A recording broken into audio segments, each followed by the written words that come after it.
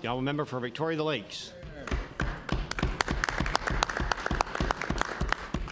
Thank you, Mr. Speaker. Mr. Speaker, my question is for the Minister of Health. Recently, I was speaking to a constituent who is currently in Toronto awaiting a lung transplant. The constituent's wife has had to take a leave of absence from her work, and they have been told that it may be 6 months to a year before the procedure can take place. Their rent, Mr. Speaker, is $1,100 per month, and groceries are very expensive in Toronto. Recently, they were also speaking with another couple from Newfoundland who are in Toronto awaiting the same procedure. Their airfare was covered, half of their rent is paid for, and they are given $650 a month toward groceries. Mr. Speaker, the issue is a familiar one, yet other jurisdictions are finding ways to support families, and we are not. My question to the Minister is, why doesn't this government see the value in supporting families while they wait out of province for life-saving procedures? The Honourable Minister of Health.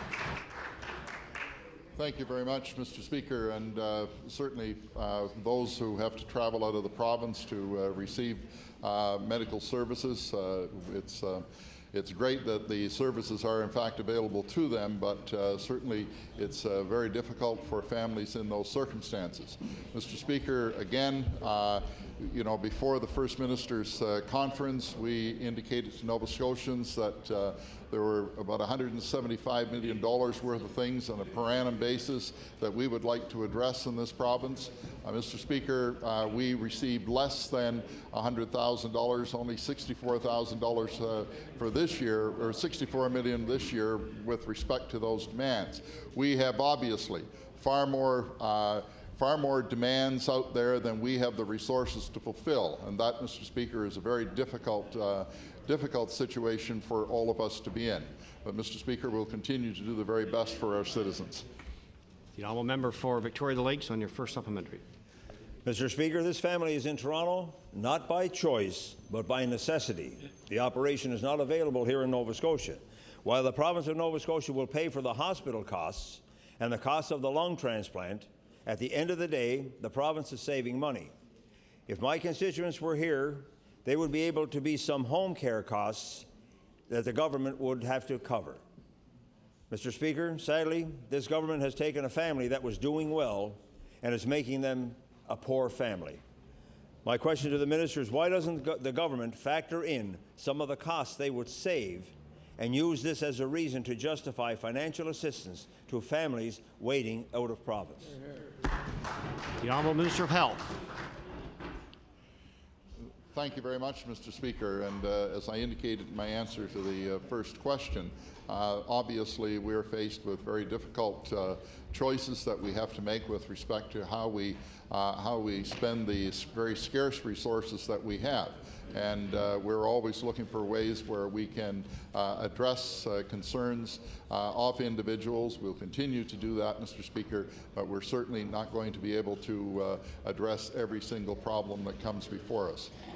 The honourable member for Victoria the Lakes on your final supplementary. Thank you, Mr. Speaker.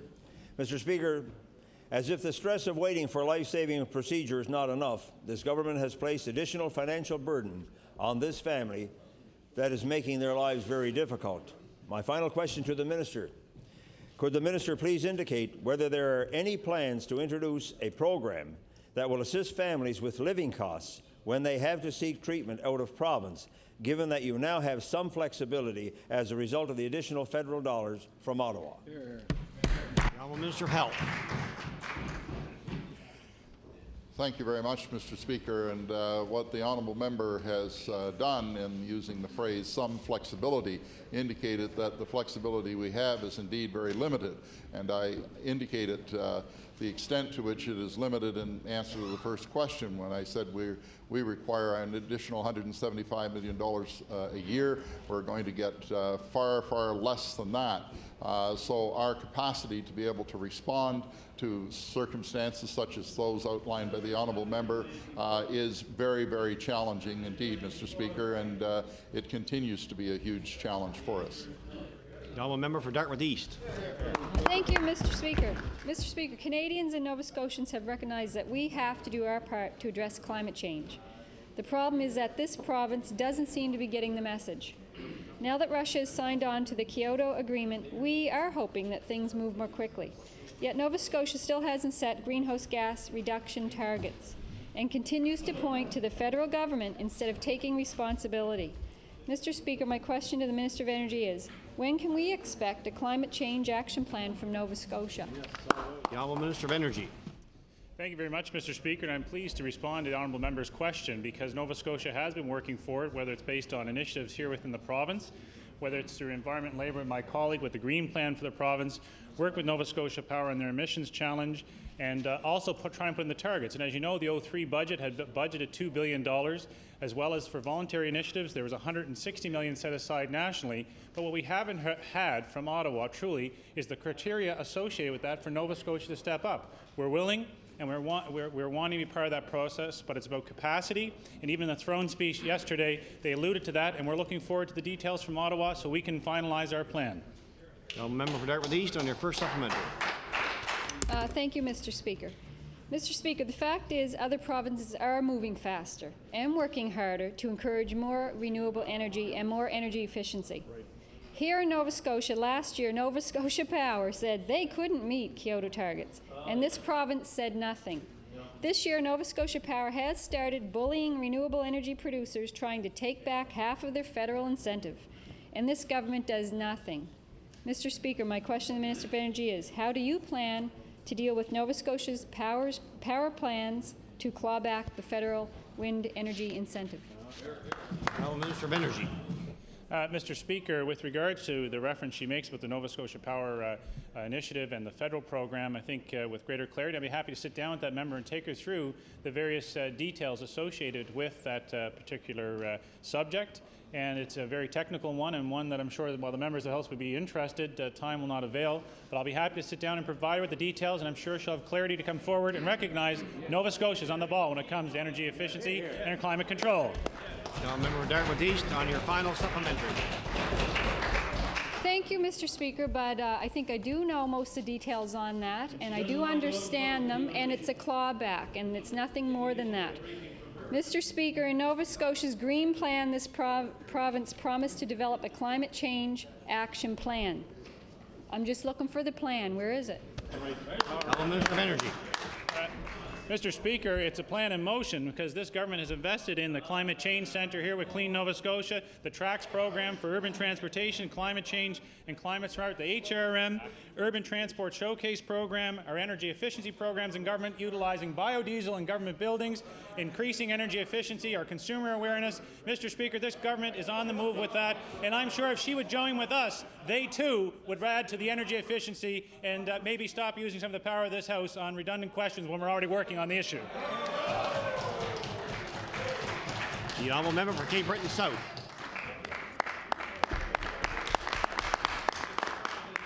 Mr. Speaker, my question is for the Minister of Community Services. Mr. Speaker,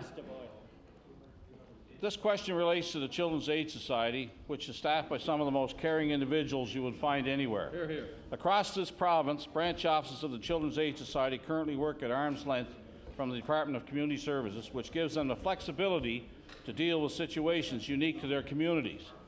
Mr. Speaker, my question for the Minister is, does he agree that the services provided to children in crisis by the Children's Aid Society is an essential component of our social safety net? The Honourable Minister of Community Services. Thank you, Mr. Speaker. And Mr. Speaker, it's a great pleasure to work with the 14 private Children's Aid Societies across this province. In addition to those 14, there are also 6 district offices. We have a mixed delivery system in this province. It is an essential service, we are the only one left in the country that has a mixed delivery model. That has presented itself with some challenges, and I suspect that we're going to learn more about them on the supplemental question. The Honourable Member for Cape Breton South on your first supplementary. Thank you very much, Mr. Speaker. Well, that's good news, what you just said about the importance of the Children's Aid Society and the flexibility that it has. But the word coming out of his department, Mr. Speaker, is much different. My question is, would the Minister confirm that he is considering taking the arm's-length flexibility from the Children's Aid Society and putting it directly in the Deputy Minister's office? The Honourable Minister of Community Services.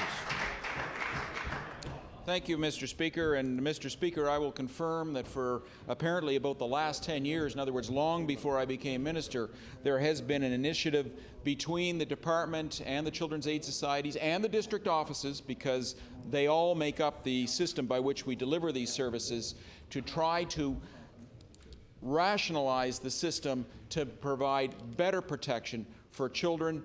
There have been no decisions made. The discussions are ongoing, and I have very much enjoyed the rapport that I've had with the presidents in the 2 years that I have been Minister of Community Services, and I look forward to continuing those discussions. The honourable member for Cape Breton South on your final supplementary. Yes, my final supplementary, Mr. Speaker, and it'll be direct to the minister without any preamble. I just want to know from this minister, is he considering taking the autonomy of the Children's Aid Society away from them and placing child protection and child services that were formerly done or are done currently by the Children's Aid Society under the control of the Deputy Minister and out of the hands of community-based groups like the Children's Aid Society? Community Services. Thank you, Mr. Speaker. Mr. Speaker, as we went into this process, one of the things that I said to the presidents of the Children's Aid Societies is that I greatly valued the community contribution that they brought to the table, and that whatever the final model might be, I wanted to make sure that that is protected in that service delivery system. And Mr. Speaker, I would make notice that I hope that my colleague, the Minister of Health, is not feeling jealous today for the attention that is coming to the Department of Community Services. The honourable member for Sackville-Cobequid. Thank you, Mr. Speaker. My question through you is to the Minister of Health. In August, the Premier and several of his caucus members toured the construction site of the new Cobequid Community Health Centre, which was a great photo op, Mr. Speaker, for them all. The next morning in the paper was a picture of the Premier and MLAs from the surrounding areas. In front of the new sign for the Cobequid Centre, which I think was take 2 or take 3, Mr. Speaker. The Cobequid Community Health Centre serves nearly 100,000 residents, Mr. Speaker, nearly a third of the total population for HRM. So my question to the Minister of Health through you, Mr. Speaker, can the Minister commit today to a completion date of this much-needed new health centre? The honourable Minister of Health. Of the Cobequid Health Center. What is it? Cobequid Health Center. The Cobequid Multi. I know what it is. Order, please. Order, please. The honourable Minister of Health. Mr. Speaker, first of all, I'm very pleased that the honourable member has drawn attention to the new Cobequid Health Centre. The first health centre, of course, that was built in that region was built by a previous progressive conservative government. This health centre is being built by a progressive conservative government. And Mr. Speaker, I can assure the honourable member that a progressive conservative government will officiate at the official opening of that centre. The honourable member of Sackville-Cobequid on your first supplementary. Well, Mr. Speaker, I have some questions about that comment the Minister made. Mr. Speaker, around-the-clock emergency services in Sackville would be a help with the present crisis facing our emergency rooms in the metro area, Mr. Speaker. Instead of exploring that option, this government imposed a gag order on the hospital staff to keep the story out of the media, Mr. Speaker. But in reality, there still are severe problems with overcrowding and long wait times in the emergency rooms today, Mr. Speaker, and this is unacceptable. So I ask the Minister, through you, Mr. Speaker, do you feel the conditions in the emergency rooms today is acceptable, and what do you have in place to monitor these conditions? The honourable Minister of Health. Thank you very much, Mr. Speaker. Indeed, if we thought that the conditions in the emergency rooms were acceptable, we would not have embarked upon the program which we have to increase the capacity of the emergency facilities at the QE2 Health Science Centre, Mr. Speaker. We would not have taken the recommendations that were brought forward and taken steps to implement them. Mr. Speaker, we will be open to the business planning process of Capital District Health Authority, and we will look very carefully at recommendations they make with respect to how the Cobequid Health Centre can be used to address emergency room treatments and facilitate the expansion of those treatments so that the wait lines are not as long as they currently are. The honourable member for Sackville-Cobequid on your final supplementary. Thank you, Mr. Speaker. Paramedics are still practicing hallway medicine because of the long times before transferring care is taking place in the emergency rooms, Mr. Speaker. And every hour, a paramedic is tied up in the hospital waiting for that transition of care to the emergency room. There's a community somewhere in this province that many of the members here, and especially on the government side, go uncovered by an ambulance or paramedics, Mr. Speaker. So my question for the minister, through you, Mr. Speaker, is can the Minister of Health, excuse me, Mr. President, through you, Mr. Speaker, to the Minister of Health, is when the new Cobequid Community Health Centre opens, Mr. Speaker, finally after the construction, can the residents in that area it serves expect extended or 24-hour service? The Honourable Minister of Health, have about 25 seconds. Thank you very much, Mr. Speaker. I apologize for not having been clear enough in my answer to the first supplementary. I did indicate that the Department of Health indeed is open to suggestions that will be made by the Capital District Health Authority with respect to how that facility will be used. And Mr. Speaker, that Order, please. Time allotted for a question period has expired. Opposition members' business. The Honourable Member for Cape Breton South. Thank you very much, Mr. Speaker. Mr. Speaker, would you please call Bill number 88, the Protection of Quarries Act? Bill number 88, Protection of Quarries Act. The Honourable Member for Cape Breton South. Thank you very much, Mr. Speaker. And Mr. Speaker, at the outset, let me say to you and all members of this House that quarries do not belong in residential areas in Nova Scotia, anywhere in Nova Scotia. They belong, Mr. Speaker, in industrial areas away from residential housing in this province. Mr. Speaker, there are people here in the gallery representing concerned citizens of Coxseat and Sydney River areas in Cape Breton regarding the proposal to construct a Coxseat in Coxseat, a quarry in the Coxseat Hills. Mr. Speaker, this, as I said earlier in question period, is not about politics. This is about what's doing right by the people we're here to serve. This is about protection of people and their properties. This is about, Mr. Speaker, the need to tell our citizens that they don't have to live in fear that someday in their residential area somebody is going to come in and put an industrial complex right across the street from them, such as a rock quarry. Now, Mr. Speaker, people from all parties in this House have been to Cape Breton. They've seen the proposed quarry in Coxseat, and they all agree it's the wrong place for a quarry. It's the wrong place for a quarry. Mr. Speaker, the people who are here today have better things to do than to sit in this gallery or to talk to members of this legislature about their way of life. But they're concerned. These are people who are concerned that their way of life is being destroyed, Mr. Speaker, because of the possible intrusion of a quarry in their residential area. Now, Mr. Speaker, you can give 100 reasons why a quarry is bad for the area. And I've heard it said, Mr. Speaker, we should engage in perhaps an environmental assessment. And the environmental assessment would be the determining factor. Well, Mr. Speaker, you can use an environmental assessment any way you want.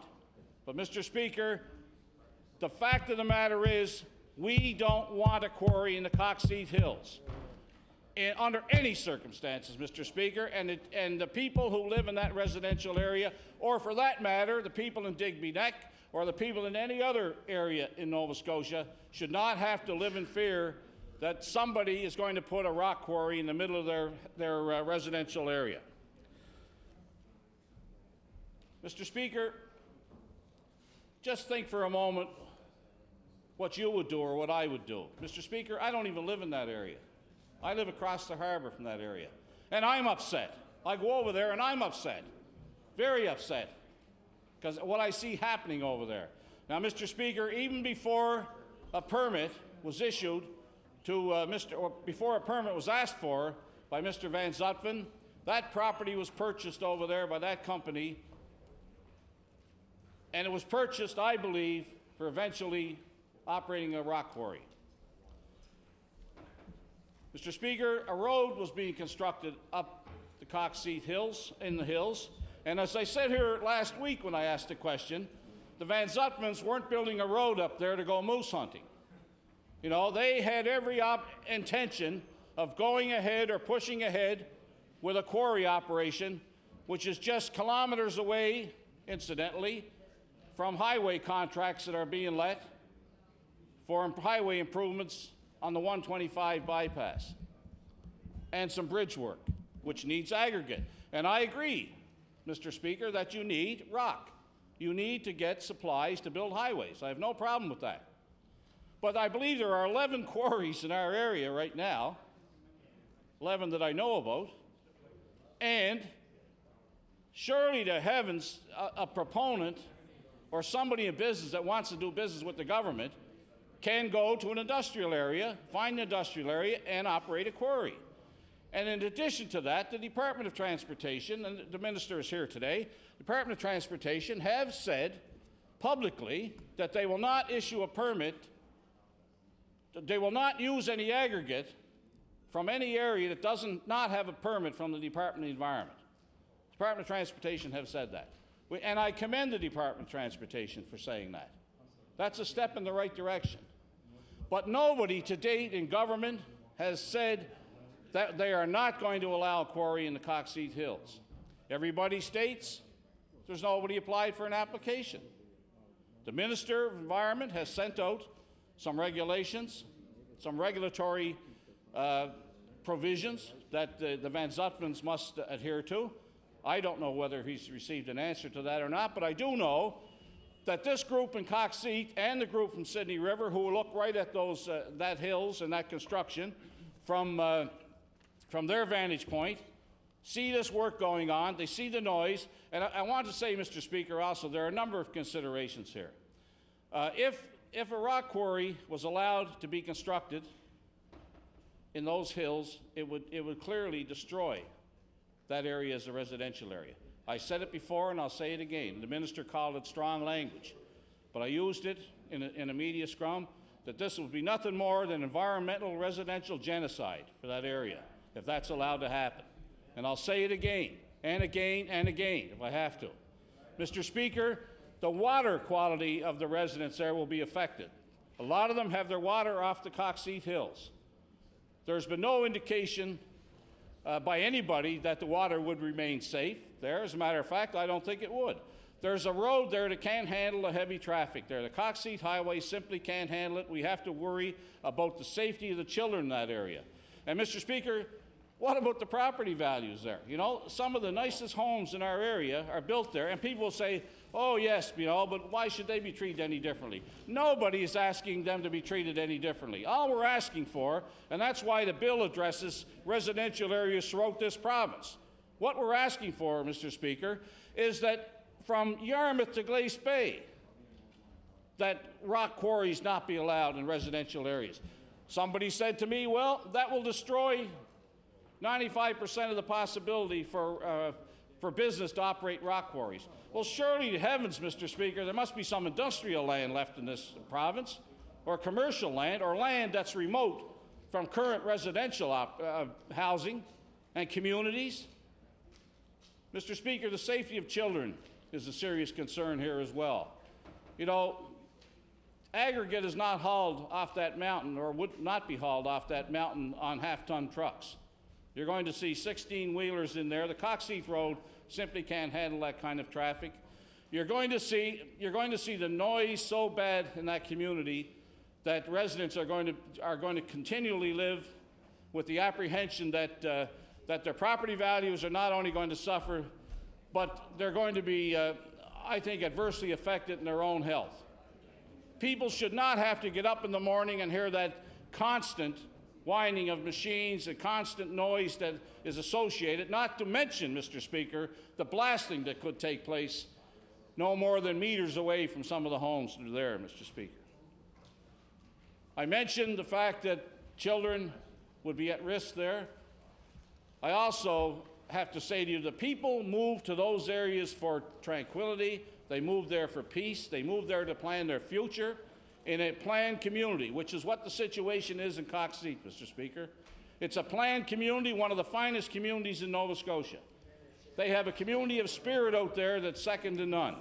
They have some farms that are interdispersed with residential units and doing it very well.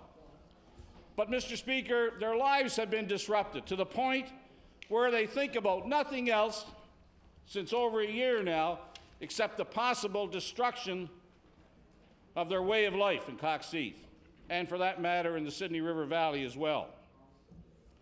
Rock crushers, blasting. I don't think anybody in this House would want that in their residential area. I don't think anybody here would agree that it would be fair if somebody came into your residential area or mine and said, I'm sorry, but your way of life is going to be no more because we're going to put a rock quarry with the blasting and the hauling and all that goes with it. For one reason, Mr. Speaker, money. It's all about money. The closer that this contractor is to the work he's going to be doing, and by the way, he has got some contracts there, the less it cost him. But at what cost to the residents of this area? Should we not consider the residents? Should we not consider the way of life of our fellow citizens over money? And this is what it's all about. It's about the cheapest way to do a job. And the cheapest way to make money off of aggregate is to get it close to your job and not have to purchase it perhaps from somebody else.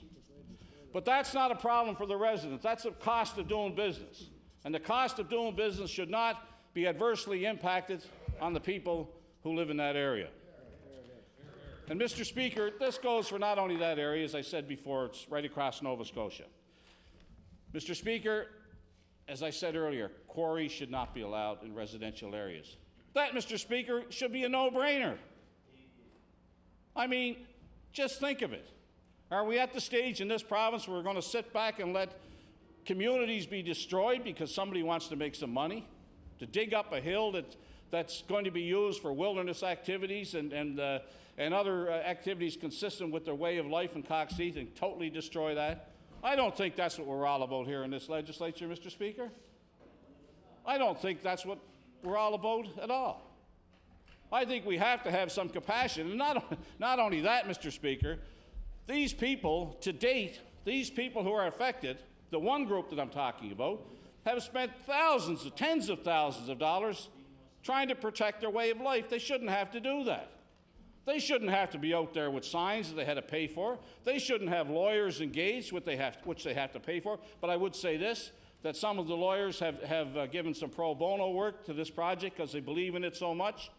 And I want to congratulate and thank them because, as the lawyers among us here know, that lawyer fees don't come cheap these days. So the fact that they're giving their time freely is to I would thank them for that, and it's to their credit. Mr. Speaker, thousands of dollars have been spent here for no reason. Community groups shouldn't have to get out there and spend tens of thousands of dollars to try to save their way of life. People built in that area. They built in that area expecting to enjoy a quality of life consistent with a residential area. And now that's all being placed in jeopardy, Mr. Speaker. And I don't think that's right. I don't think it's fair. I don't think it's just. And we as legislators should ensure that our fellow citizens shouldn't have to endure this kind of fear. And I mention the word fear, Mr. Speaker, because it is fear. These people are living in fear every single day. They wake up that they're going to see where somehow the Van Zutphens, or any other contractor for that matter, have somehow got around the regulations, and it's too bad for you people. We're going into Coxheath, or for that matter, any other residential community. And I would like to poll every member of this House and ask them, is there anybody in this House, no matter what party they belong to, would agree that a quarry should go to a residential area in this province? And I would suggest to you, Mr. Speaker, that there'll be no hands go up. That everybody in this House would agree. So if that's the case, why are we standing here debating this today? Why am I on my feet trying to represent these people in this argument when it's obvious that nobody wants a quarry in a residential area in this province? And I want to hear what the minister has to say about this. Now, I know what's going to come from the government side. There's something wrong with the bill, or it doesn't include this, or it doesn't include that, or it might disrupt some other venture.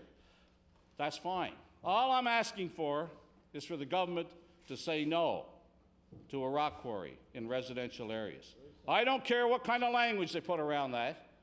I don't care if they bring their own bill in here and throw mine out the window. Doesn't make any difference to me, as long as at the end of the day there are no quarries allowed in residential areas anywhere in Nova Scotia. But, Mr. Speaker, today the people of Coxheath and the people of the Sydney River Valley are living in fear that their way of life is going to be disrupted. And, Mr. Speaker, I'm looking forward to hearing the rest of the debate today, and I would hope that the government will see the wisdom of doing the right thing here. And I'll wind up by saying this, Mr. Speaker. This is indeed not about politics, Mr. Speaker. This is about doing the right thing for our fellow citizens, Mr. Speaker. Thank you very much.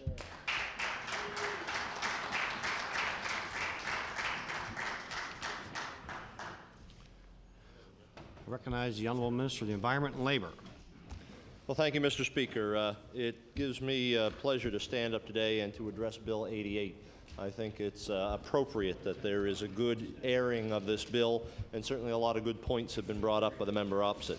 We have taken a serious look and a close look at the bill, and I'm glad that we can take this time to look into some detail, the implications, and what some of the consequences are of the bill as it is currently proposed. I also would like to say that I do sincerely appreciate the good intentions of the member opposite in proposing this legislation. This is something that certainly has been in the media for a prolonged period of time, and it's also something that we have been looking at diligently as we've moved through. It's also clear that the concerns that were raised by the residents of Coxheath at the quarry being built in the vicinity are some things that we take very, very seriously, and certainly as most here would appreciate, I've gone down to visit the area, and on a separate occasion the Premier has also gone down to visit the area and to meet with the residents, because this is an important issue to all of us. It's certainly, we realize, been frustrating to them for them to know that without receiving an application, there is the legal process, and that is one of the reasons we are where we are. There is a legal process associated with this, and before we receive an application, we have to abide by the legal processes that are the rules and the regulations and the laws within the land at this point in time. So there's no real action that we can take at this point in time to impede an application from coming in for an alleged quarry, and I know there has been work done down there, and I know there are lots of concerns, but at this point in time, legally, it is an alleged quarry. And while I commend the colleague on wanting to take action, I have a responsibility to talk about some of the consequences that can come from the proposal of what is a very straightforward but a very simple bill that was put before the House. And, in fact, there's no such thing as simple legislation, as I think everyone in here would appreciate.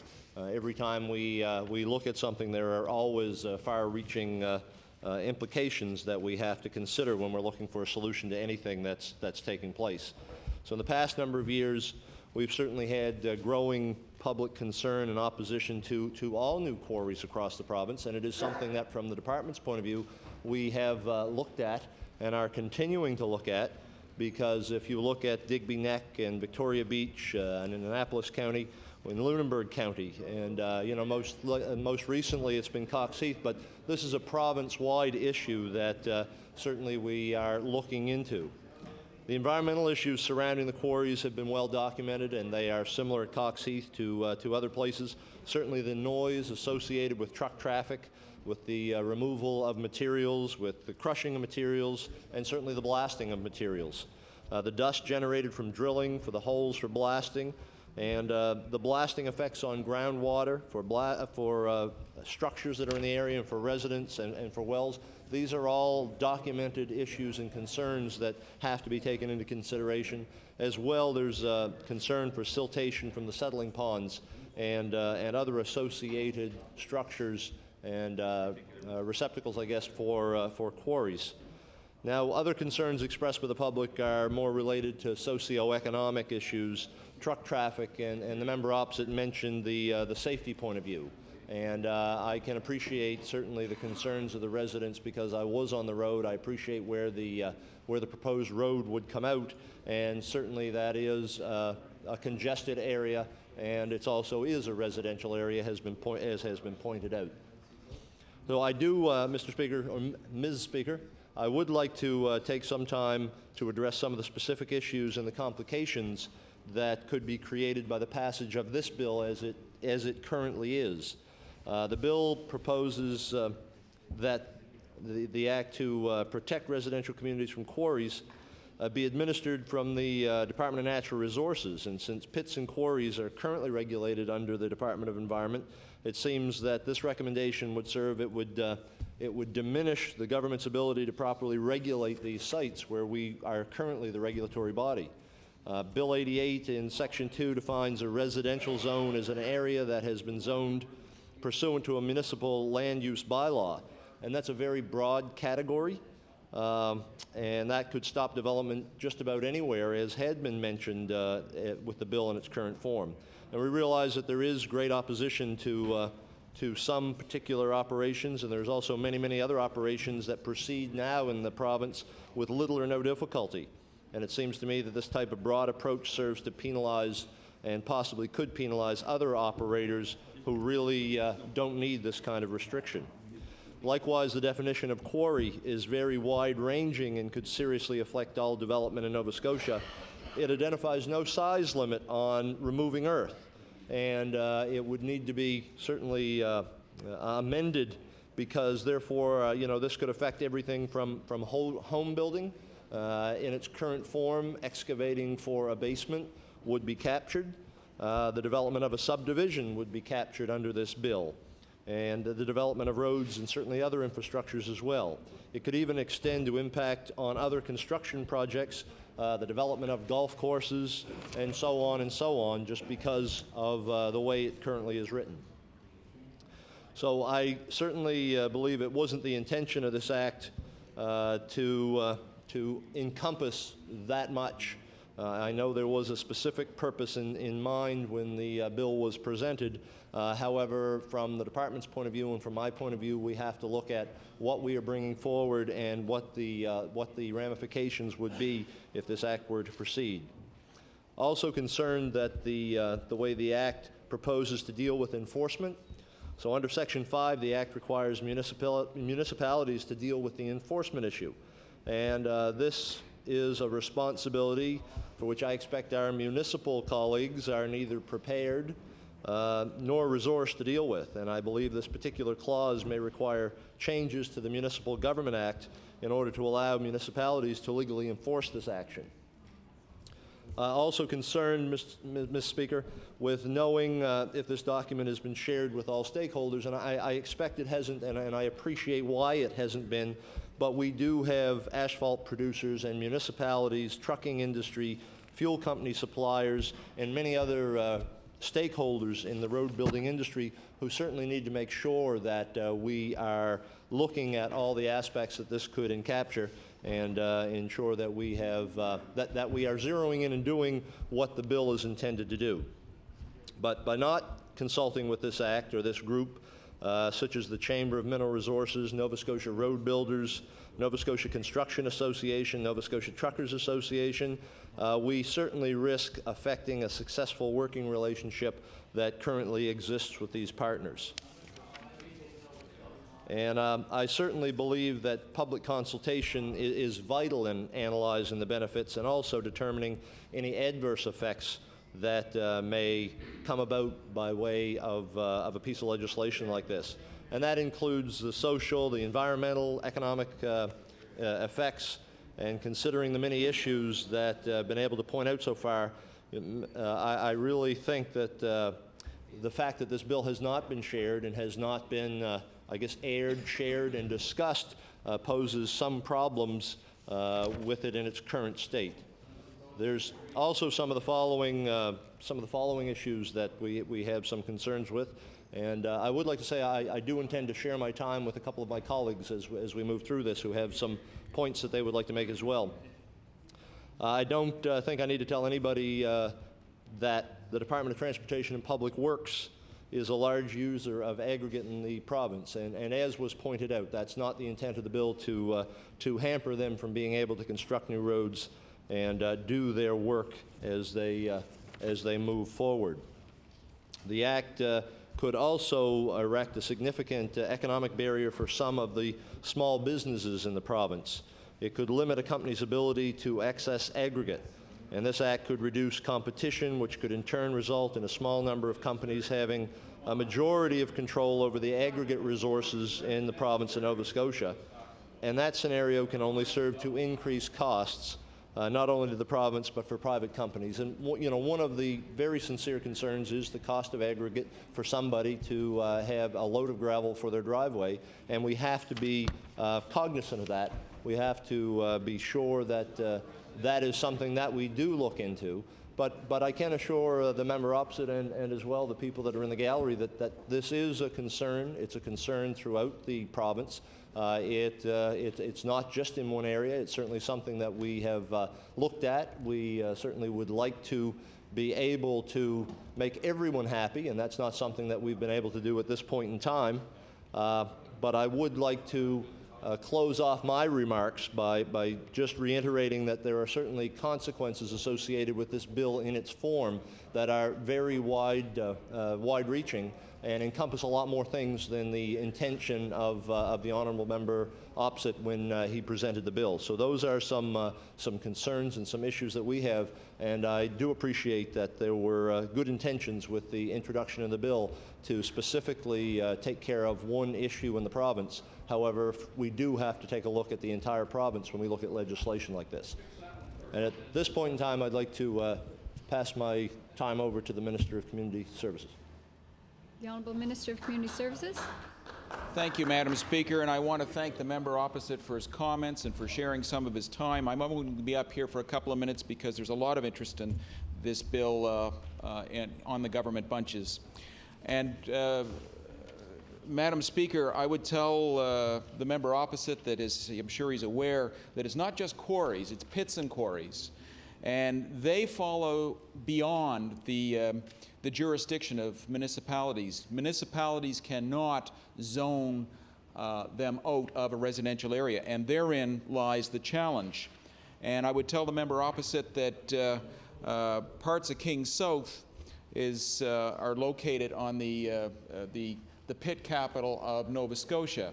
Specifically, Colebrook and Cambridge have a tremendous amount of sand and gravel there, and it does present a challenge. This is something that we initiated as an interdepartmental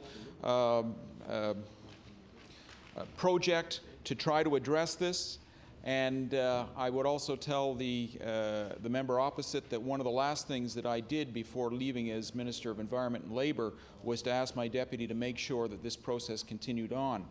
It would have been nice if it was resolved by today, but I want to tell the member, I want to assure the member opposite that I share his concern, and I know that I have many colleagues that share that concern.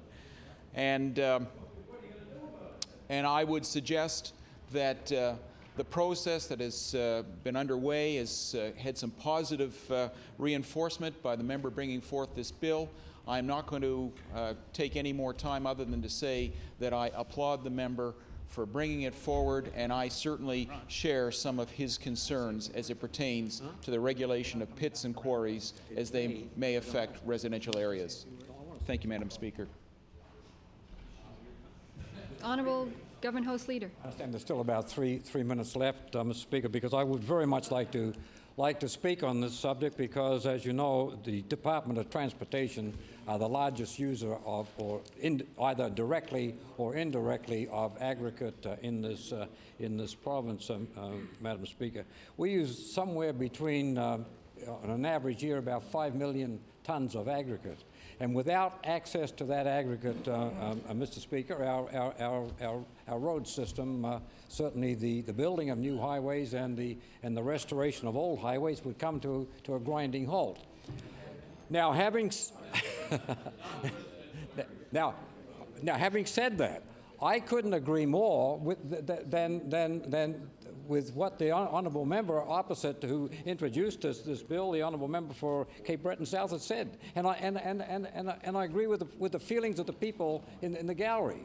because I too, as a homeowner, and I have until just very, very recently, in the past week actually, lived in the country, and I know what havoc road traffic and the dust and the noise, etc., that go along with quarries can generate and affect the lifestyles of people. We have to do something, Madam Chair, but unfortunately, I do not believe that the bill that was brought forward today, while it may take care of that one situation,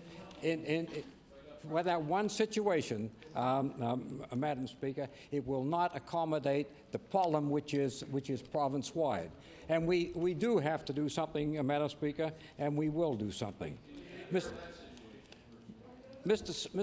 Madam Speaker, as I said before, we have to do something because we have to have the aggregate, but we have to remember the concerns of the individuals who are beside those particular pits and quarries. I too was Minister of Environment at one time, and I know that the honourable member for Cape Breton West was also a Minister of Environment, and even back in his days, we were working on methodologies for controlling pits and quarries. So Madam Speaker, we will take action, and Madam Speaker, we'll take action very shortly. And I would also reinforce what the Minister of the Environment said, that no application has yet been made. The honourable member from Cape Breton Nova. Thank you, Madam Speaker. Madam Speaker, I rise in my place today to speak about a very serious issue in Coxheath area of Cape Breton. Mr. Speaker, I support my colleague from Cape Breton South in his bill today, Mr. Speaker, and all my caucus supports him, Mr. Speaker. And our caucus will do whatever we can, Mr. Speaker. Madam Speaker, sorry about that, Madam Speaker, that's a little better, I guess. We will do whatever we can in this caucus to stop the quarry in Coxheath Hills, Madam Speaker. Coxheath Hills is a beautiful area of Cape Breton. It was probably settled around 1811, Madam Speaker.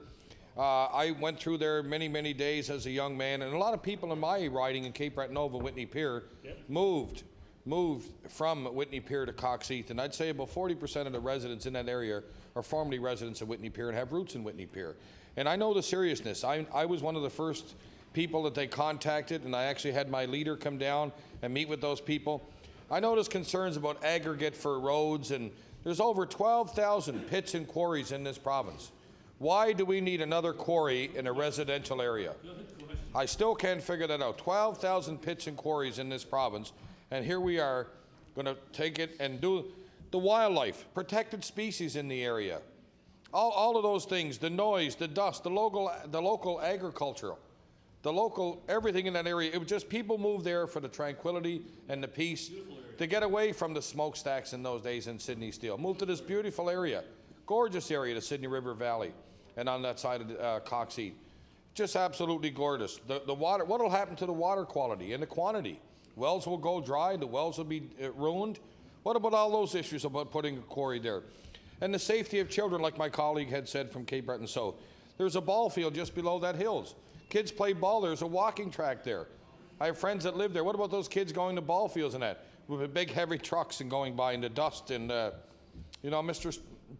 Madam Speaker, I'm sorry again, I keep saying Mr. Speaker, but I've met with residents, Andy Pittman and Robert McCharles and Barry Neville and Mel Roach and Wally Pike on this issue and received many, a matter of fact, Madam Speaker, I have many letters here from the residents of Coxheath area concerned about their way of life, concerned that they moved to this area to get out of an urban environment to move to a beautiful rural environment, Madam Speaker, not only in Coxheath but Digby Neck also. These quarries, Madam Speaker, should never be allowed to be in a residential area. Never, never, Madam Speaker. What about the runoff of the quarry? As I drive up to this legislature each week and I pass the Cancel Causeway and I see that giant quarry there as it faces me as I come across the causeway, I think of seeing that quarry in Coxheath. That makes you sick to look at that. I drive over that causeway and see that quarry. Now when I drive home on Route 4 on the weekends and I come through Sydney River and I look up and I see this massive road that's there now. I mean, this road is huge. Is this a fishing road or something? This road is huge. This was built for trucks. This was not built for somebody to go fishing or hunting. It's a huge, I can see the gap in it now when I drive home. My wife said to me not too long ago on a trip back from Halifax, what is that? That's a road cut into a beautiful area. What is that for? What is that for? Hopefully that's not for a quarry in that area, Madam Speaker. There should never be allowed a quarry in that area, Madam Speaker. With all the quarries around in that, Madam Speaker, this should never be allowed. Coxeat was one of the most beautiful areas, if not one of the most beautiful areas in Cape Breton. The tax base alone in that area, I can imagine what's going to happen to the municipal taxes and the assessments are going to be done on those homes seeing a quarry in their backyard. Madam Speaker, there's people that don't even have curtains on the windows because they love the view so much. The wildlife, the deer, the eagles, no curtains, Madam. They like to feed the birds and the animals in their yards, Madam Speaker. It's the moose and the deer. It's just absolutely beautiful, Madam Speaker. I can just imagine, Madam Speaker, as we sit here today and think of why we are elected officials in this House, Madam Speaker. We are elected officials to represent the people in Cape Breton Island, to come here and say, this is just not fair to anybody to have a quarry in a residential area, Madam Speaker. I'm here to say today to you, Madam Speaker, that this quarry should never be allowed. I have the backing of my caucus and everybody in my caucus to do whatever we can do. Do not allow this quarry in Coxeat, Madam Speaker. Madam Speaker, as a young man going over there to the Sydney River Dam and getting Gaspereau, and driving back home with Gaspereau in a Cape Breton Post bag over my back on a bicycle as a young kid. Swam over there down in Gillis's Lake, drove through there all the time. Actually, Madam Speaker, when I was younger, there used to be a trailer court at the bottom of that hill. There was a trailer court. The trailer court is no longer there. And there's never been another trailer court allowed back in there. It's just such a beautiful area. I can see the worry of the residents as they're here today and think about their homes and their beautiful area and their way of life. Imagine changing somebody's way of life over a quarry. It's shameful. It's just shameful to think, you know, with 12,000 pits and quarries in the province of Nova Scotia, we have to go to Coxeat to dig out a beautiful area to put a quarry in there. 12,000 pits and quarries in this Nova Scotia. We need another one? Most certainly aggregate is used by the Department of Transportation everywhere. Everywhere it's used, Madam Speaker. But surely there has to be aggregate enough somewheres. And the way, you know, Madam Speaker, to put a bypass in Coxeat to alleviate the traffic, that's fine. But surely this construction company can get the aggregate somewhere else to build this bypass and to finish off the double lanes in the 125, Madam Speaker. There has to be another way for this aggregate to come from. So they use a lot of aggregate in the TPW, but that has to come from somewhere else, Madam Speaker. To imagine the damage to the wells and the dust in people's lungs, safe drinking water. All of those things are going to be affected, Madam Speaker. But I heard the Minister of Environment and Labour say there alleged quarry, Madam Speaker. And I do have a letter from him, Madam Speaker, that he sent to my office telling me that there has been no, Madam Speaker, I guess he said to me that, and I will read from that letter, Madam Speaker, it said to me that there is no, I guess he says that there is no permit, I guess, and because there is no permit, he feels that, you know, the appropriate, let's see, every Nova Scotian as well as every company operating or wishing to operate in Nova Scotia has the right to make an application for an approval to conduct an activity. Nova Scotians affected by such facilities have the right to voice their views in support of or oppose the development. That's why these people are here today. They're opposing it, and they're telling everybody in the province of Nova Scotia they do not want, you know. I'm listening. Until all the information is received, I'll finish this quote from the Minister, Madam Speaker. If an application for this type of activity is received, it will be reviewed by staff in accordance with the applicable regulations and standards designed to manage these types of undertakings. Until all the information is received, examined, and evaluated on the merits of its content, it would be premature and inappropriate for me to comment on the matter. That's why we're here today, Madam Speaker, and I will table that letter from the Minister. No quarry in any residential area. That's what my colleague from Cape Breton South has put on the floor of this legislature today. But also, we have put a bill on the floor of this legislature today. That bill, I can't speak about what that bill says because it was introduced today, but I can tell you that this party has put a bill on the floor of the legislature today also. If they're saying that they don't agree with the member from Cape Breton South's bill, it doesn't go far enough, well, have a look at our bill. Maybe it does go far enough. Maybe it will accomplish the objective of not putting a quarry in a residential area. Maybe either bill. Have a look at either one. But please, as members of the Legislative Assembly, have a look at this bill, or my colleague's bill from Cape Breton South, and say, no, we do not need an area, a quarry in a residential area, Madam Speaker. It's just such a beautiful area, and hopefully as I continue to drive back and forth from Halifax to Cape Breton, when I look, I can see Coxheath Hill, and there'll never be a quarry there, a quarry in that area. And also, Madam Speaker, do the right thing. Let us, as members of the Legislative Assembly, not have a quarry in Coxheath. And Madam Speaker, I would like to share my time with my leader, and he would like to express his views also. Thank you. The Honourable Leader of the Opposition. Well, thank you very much, Madam Speaker. I wanted to rise because I consider this to be a very important matter. The residents who are here today from Coxheath are representative of their area. They are here for a very specific purpose. But beyond that, they are also representative of many, many other communities from one end of this province to the other who have experienced or may experience situations just exactly like theirs. Now, I want to say that, certainly we support any necessary application of this bill or any regulation that the government has at its disposal to see to it that this situation is remedied. Just point blank, that is the position that we have taken. We want to see that happen. And I appreciate the fact that the Minister of Labour says Environment and Labour says that they sympathize. I appreciate the fact that the Minister of Community Services says we sympathize. I appreciate the intervention of the Minister of Transportation and Public Works. But, I've heard it all before. It's not enough to say, we feel your pain. That doesn't do any good.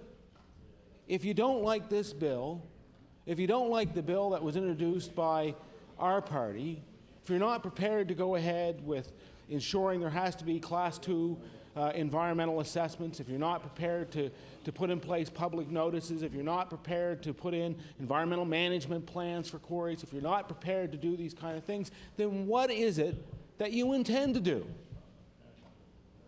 I mean, it's not good enough to simply stand up here and say, we sympathize. That is not going to resolve the situation for the people of Coxheath.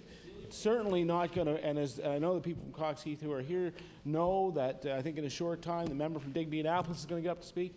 They must sympathize with what has gone on in Digby Neck. Madam Speaker, I've been down there as I've been to Coxheath.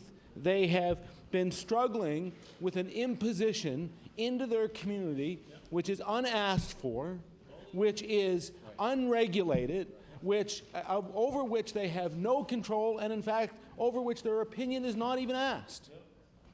This situation in Coxheath has to be dealt with, but it has to be dealt with for the good of the people of this province, for communities who at this time aren't affected, because they may be at any time. So I say to the Minister of Environment and Labour, you reamed off, you talked about a whole list of deficiencies with respect to this bill. Bring it to law amendments, and we will work with you to amend the bill to deal with each of the concerns that you have raised. Indeed, there can be consultation done through law amendments.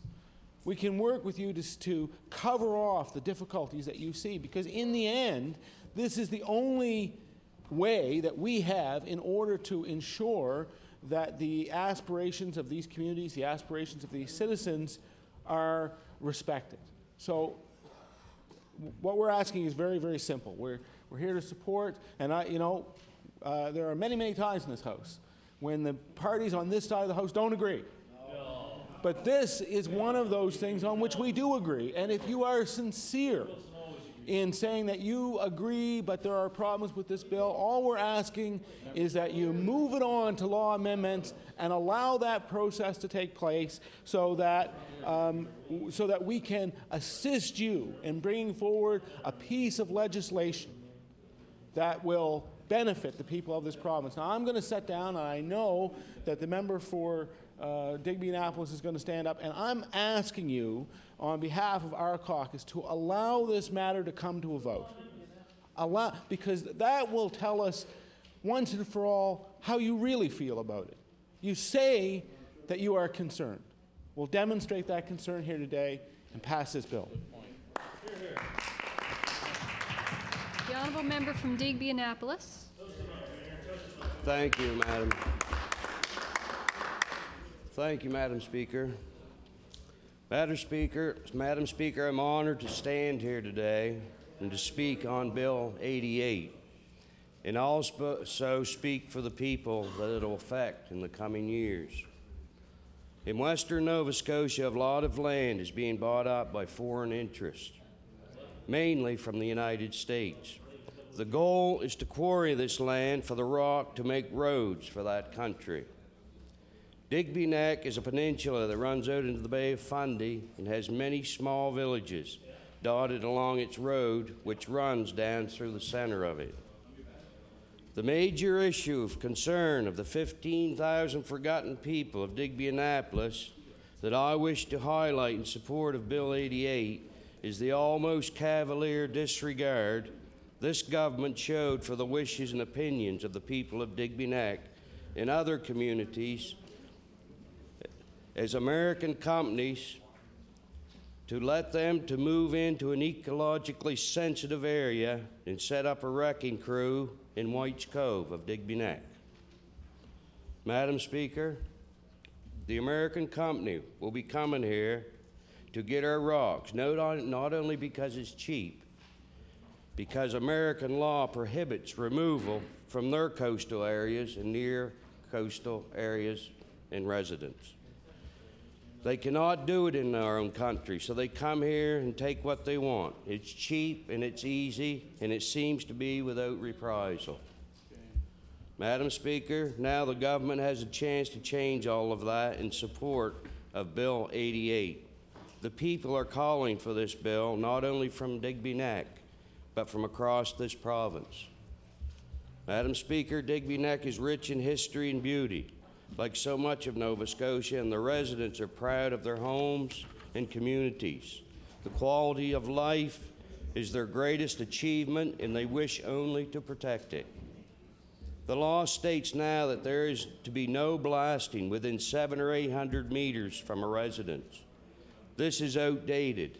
This is hardly what any reasonable person would consider a buffer zone from something like a mega quarry.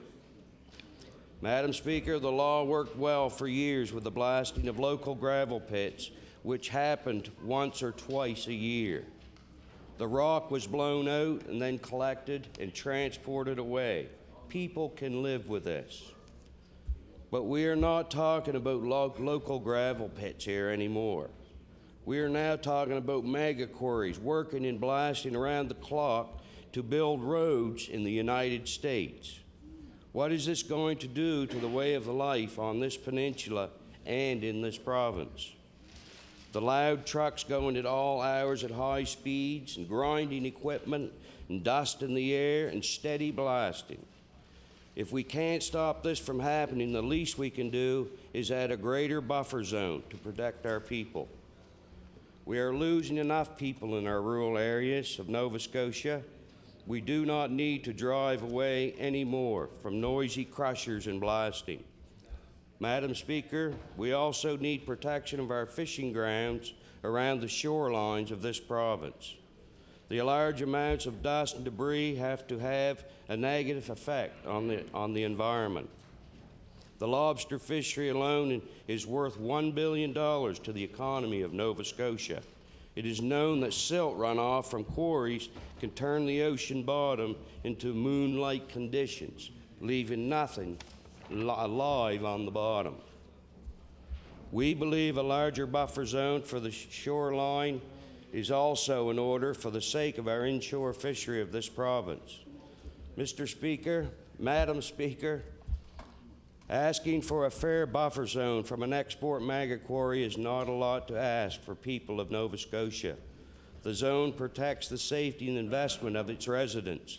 Having maggot quarries so close to homes where our children and grandchildren live is a recipe for disaster and a public safety also. As of right now, the law states that quarry needs only to be 700 meters from a residence.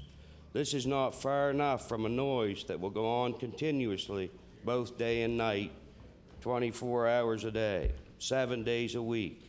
Madam Speaker, can you imagine a huge quarry crushing hundreds of thousands of tons of rocks per year, 2,000 feet away from your home? Can you imagine 50,000 tons of rock per charge blasting only 2,000 feet away from your home? Just take a minute and think about that. What would you say if that was happening 2,000 feet away from your home? Madam Speaker, you would probably think that you was in the middle of World War II, in the middle of a battlefield. This will be going on night and day, not just once in a while, but continuously. What will this do to a community? We cannot let this happen without trying to protect our residents from this. We must, in the very least, keep these maggot quarries far enough away from our homes so this will not drive people away. A greater buffer zone is the least we can do for our people. Personally, I do not believe we should be selling our land to offshore companies to build roads in another country. It is not sustainable. It will come to an end. Once the land is gone, it is gone forever. Madam Speaker, I have been told that if you crushed all of Nova Scotia and spread it on the roads of the United States, it wouldn't quite cover them once. They want our basalt rock, and I have a feeling they're going to get it. If this happens, what will it do to the property values in years to come? What will happen to our municipality tax base when it's over? I'm not going to buy a hole in the ground or a piece of land next to a hole in the ground, are you? How many other communities need protection from maggot quarries? Will they take Peggy's Cove next? The highlands of Cape Breton, parts of pristine Annapolis Valley, and other protected properties in this province. They'll take it all. They need it all for their roads. We have lots of rock that can be dug out and processed cheaply with very few environmental conditions attached. This legislation is just basic common sense to protect against the noise and the dust and the lowering of property values. Madam Speaker, these giant crushers can be heard for miles around a calm night, on a calm night, and should the good people of Nova Scotia have to listen to this. We are not saying we do not want gravel pits. We do not want maggot quarries that supply the United States with rocks in our backyards. It's like a great scar upon the land that never heals, and it disrupts our homes and residents around it. Madam Speaker, this government has a responsibility to protect the quality of life, and this Bill 88 is one step in the right direction. This will change our way of life in coastal communities forever. At least we deserve the right to keep it away from our homes. As the demand for cheap rock grows, this will affect a lot of residents in this province. We believe that our citizens of this province need protection from this happening in their backyards. Without this legislation, people feel it will not stop. Madam Speaker, if we cannot stop quarries from being built near residential areas, then the least we can do is make sure the quality of life around these quarries is enchanted with a buffer zone. Madam Speaker, America wants our resources, especially our coastal rock, and they will get it even if they have to tear our homes down to do it. As a responsible people in this House of Assembly must help protect our residents of this province with the best of our ability. Bill 88 protects the residents from unwanted noise pollution and dust. And it protects land values, community health, and quality of life. Madam Speaker, I move the resolution be now put. Oh, hear, hear. Hear, hear.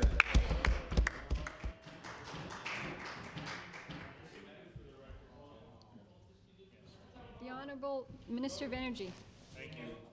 Thank you very much, Madam Speaker. And I did want to make sure that I was on the record for this bill as well. Yes, I do want to be to the member from Dartmouth on the bill, on the record, but for a number of reasons, and none the least of which is to suggest and to convey to those that are present in the House and visiting in the gallery my concerns, as I've echoed to them and to the community, and worked directly with my colleagues, whether it's the Minister of Natural Resources, the Minister of Environment and Labour, Minister of Transportation and Public Works, and the Premier, to bring this forward. And while I do understand and respect the intent of what is on the floor for debate here today, and I would differ with the Leader of the Opposition, the fact that it's just as simple as sending it over to the law amendments, and as we all know, legislation on the fly. I think what I have is a commitment and an understanding that we all share about the concern around this project, and one that the Premier has been very clear. There is a process to go through, and it hasn't been an easy process,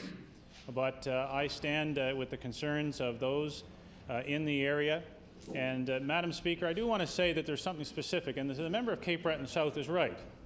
No one undertakes putting a road of that quality that's going in that region and assuming that, as the member would say, they're going moose hunting. That's not what that road would indicate.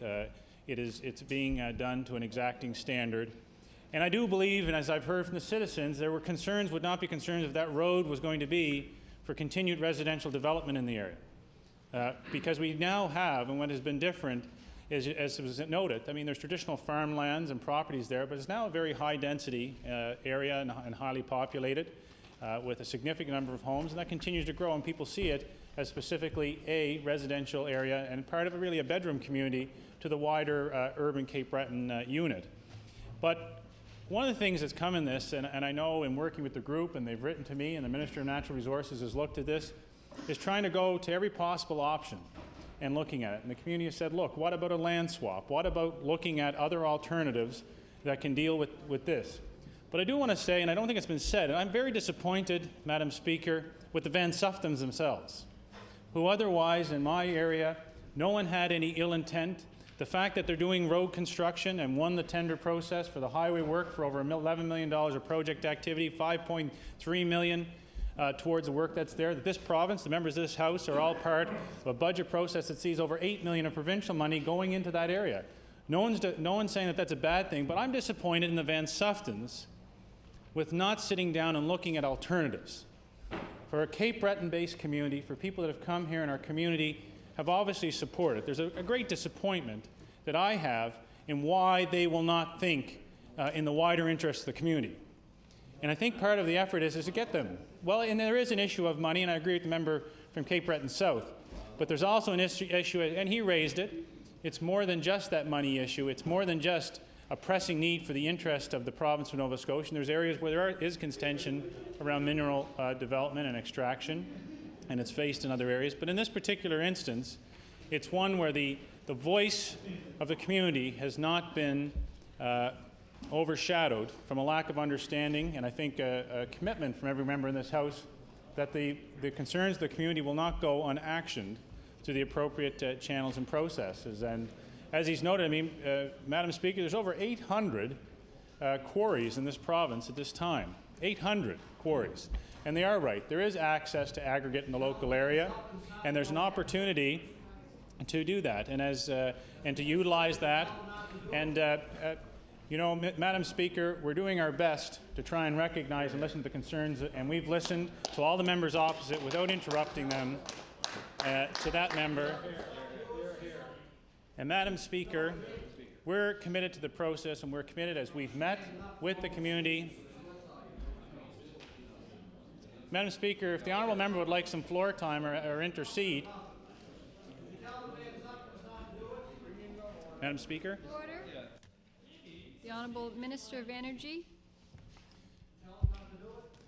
Madam Speaker, as the member from Glace Bay, who's interjecting here with his particular thoughts as though this is question period as debating a bill that they've brought forward, all I can tell you, Madam Speaker, is that this government is very concerned, this government has listened, and this government will respond appropriately, and will respond in a manner that doesn't cause a whole wave of debate, does not disrupt the entire industry associations from across this province. And as the Minister of Transportation and Public Works said, and as the Minister of Environment later said, there are many people that follow processes and do them well, and we don't want to get into a larger debate and have this legislature and the law amendments area clogged with people about a debate that's confined to one company and the actions of one company that are not appropriate to the community.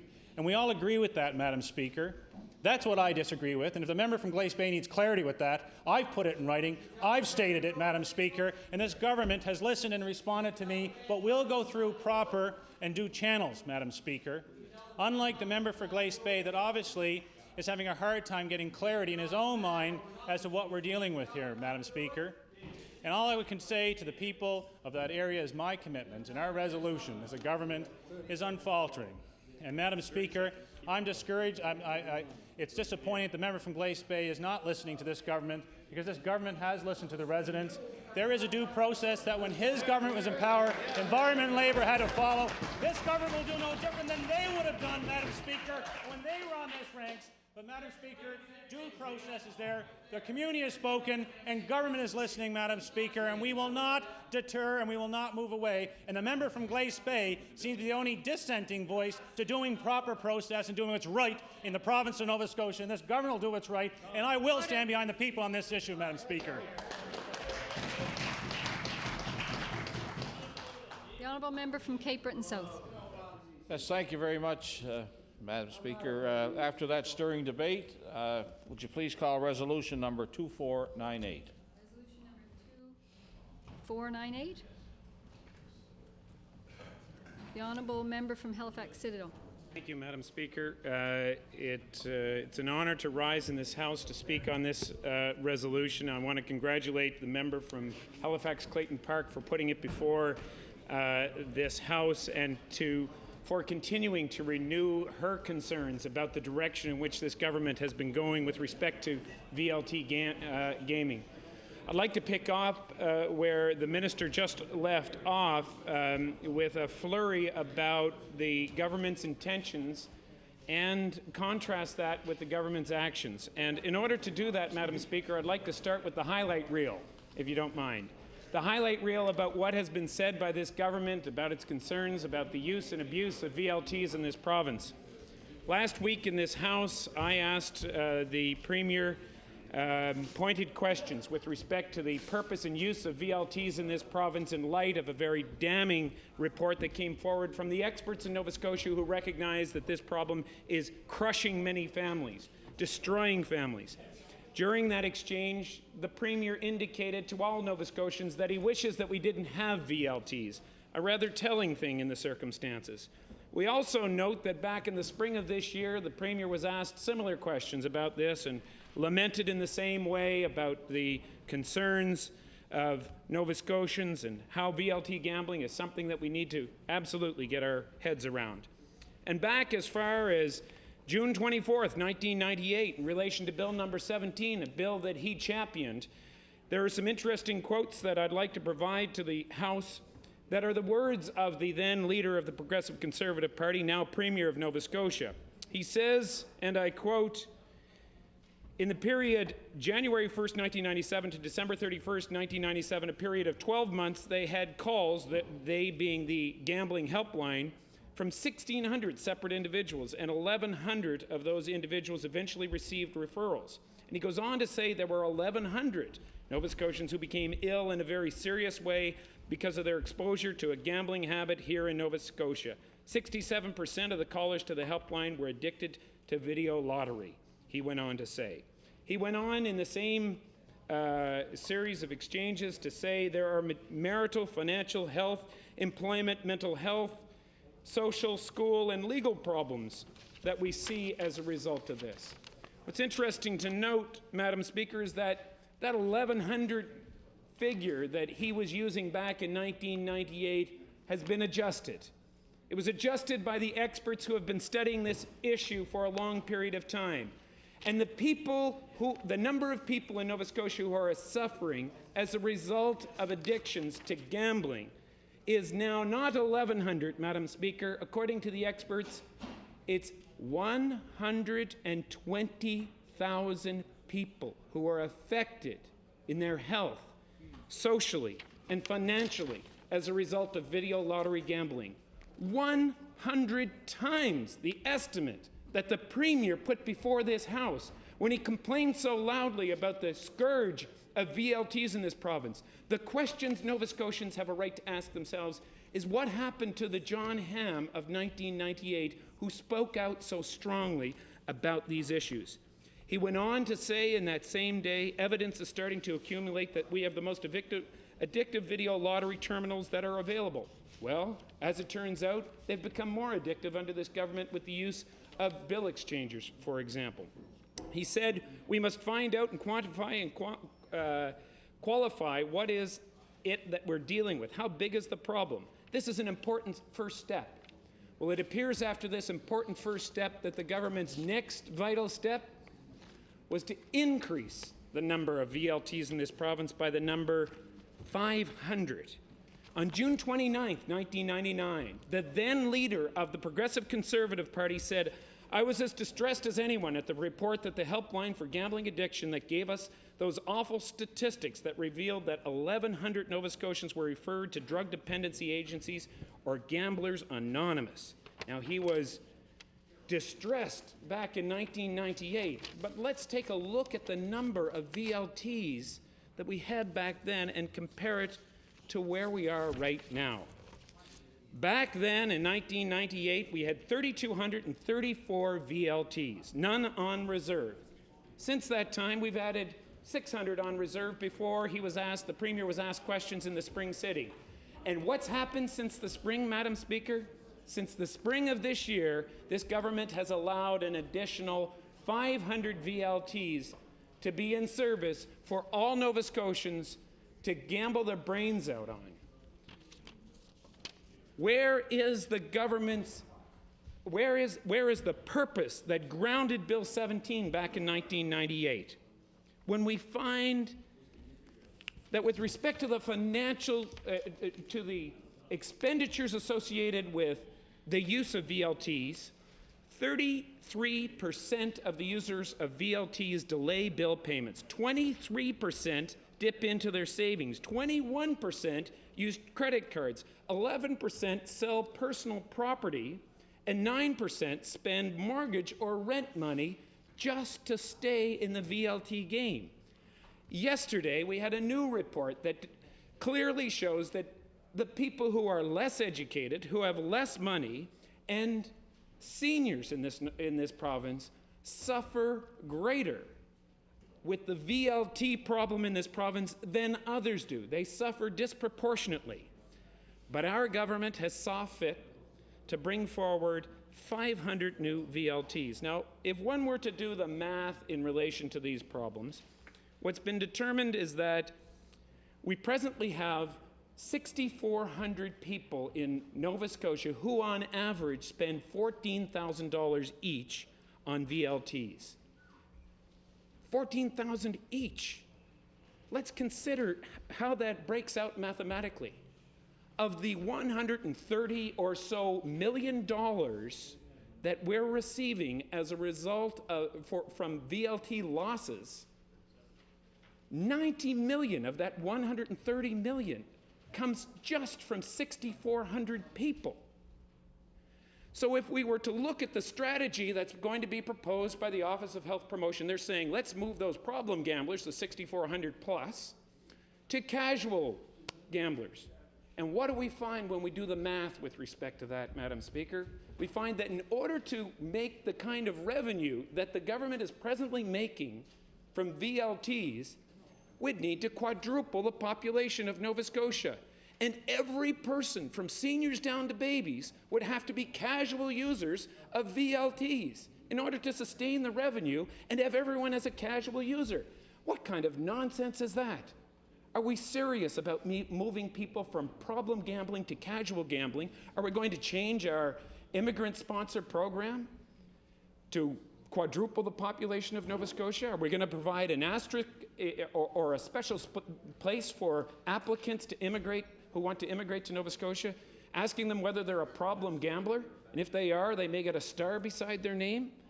Clearly, we're pointed in the wrong direction.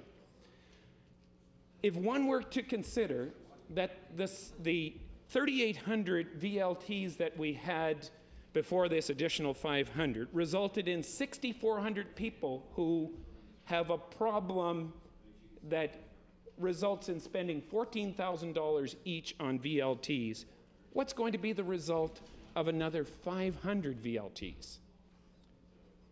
Several hundred, close to 1,000 new families will be addicted to VLTs. This government has made a conscious choice to increase the number of problem gamblers who may spend on average $14,000 a year by several hundred. And at the same time, they stand in this House and they wax eloquence about their concern about VLTs.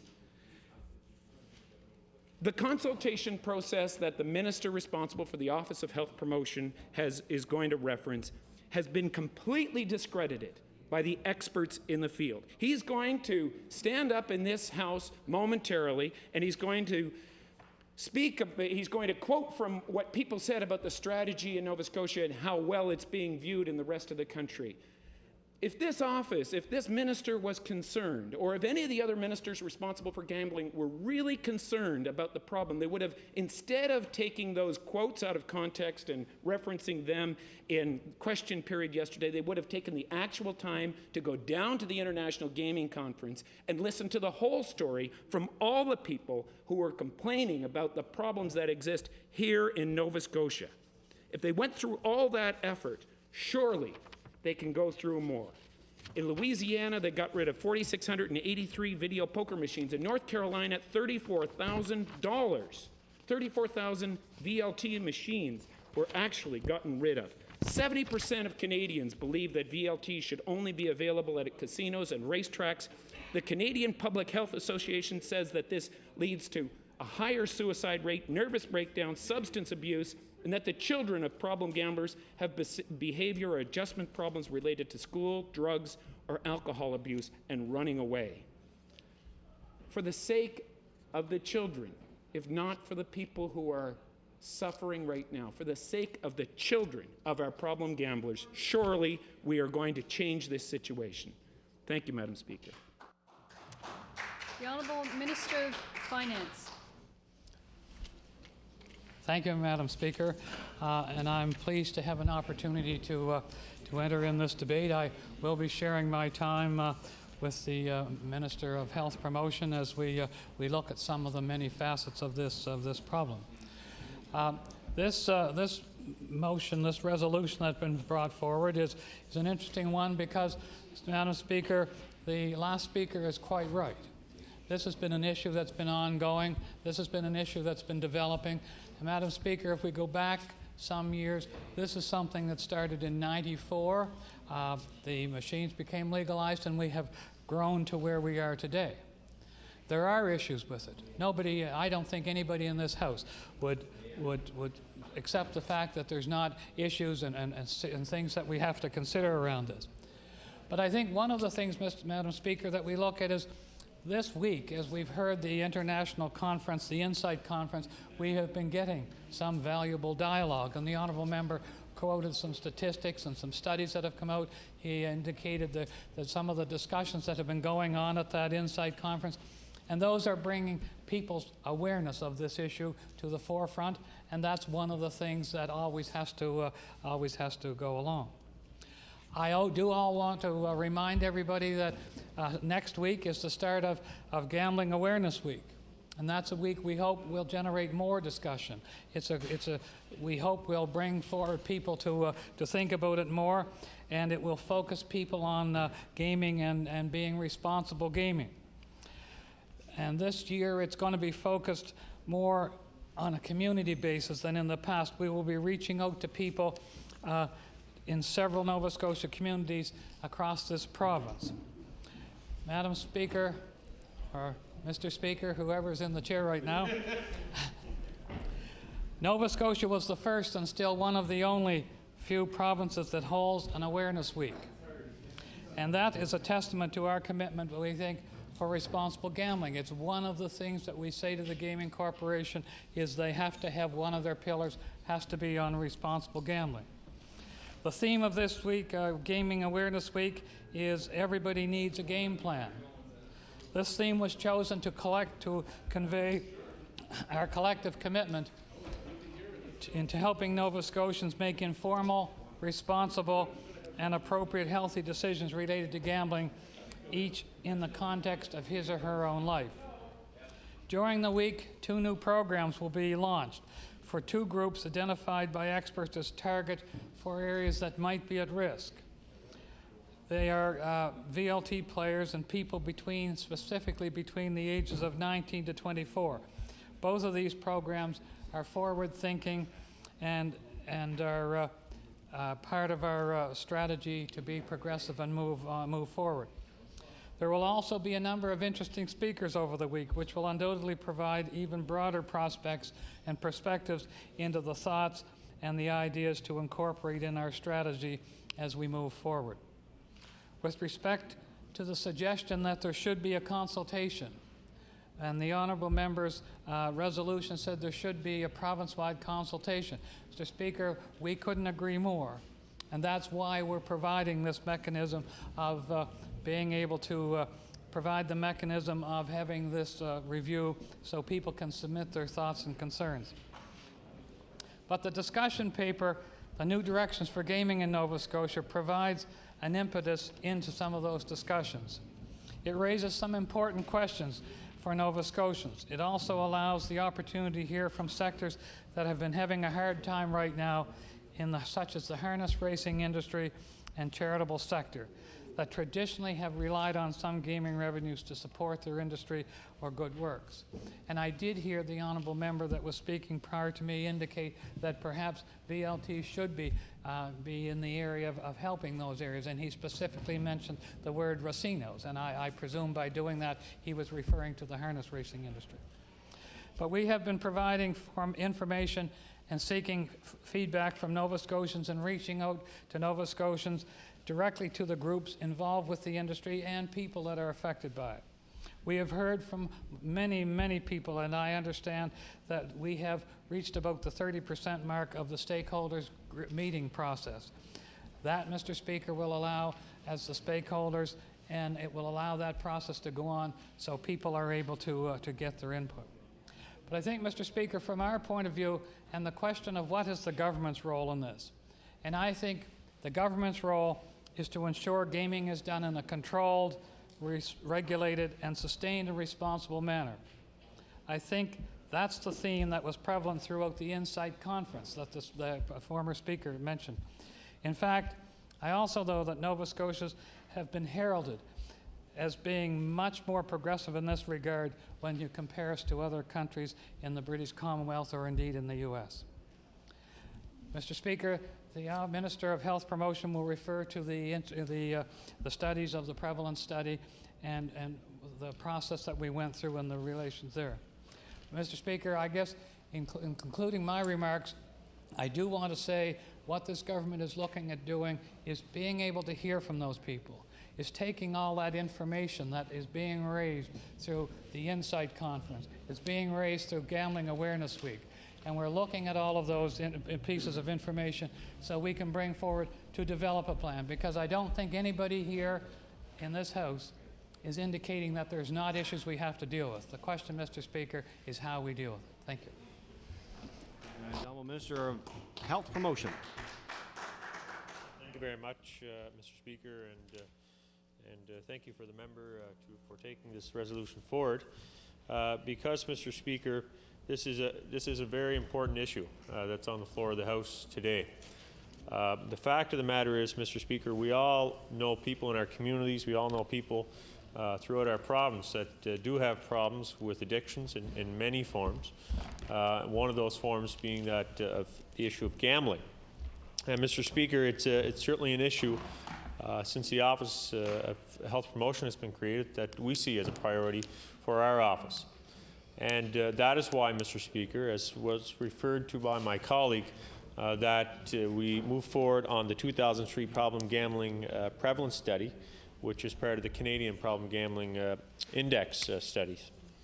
And what is important in moving forward, Mr. Speaker, is that we do have the appropriate information that index provides to us in decision making. It's also important, whether good news or bad news for ourselves as a province, that we share that information with the public and our stakeholders and those who perhaps have an addiction to gambling, Mr. Speaker.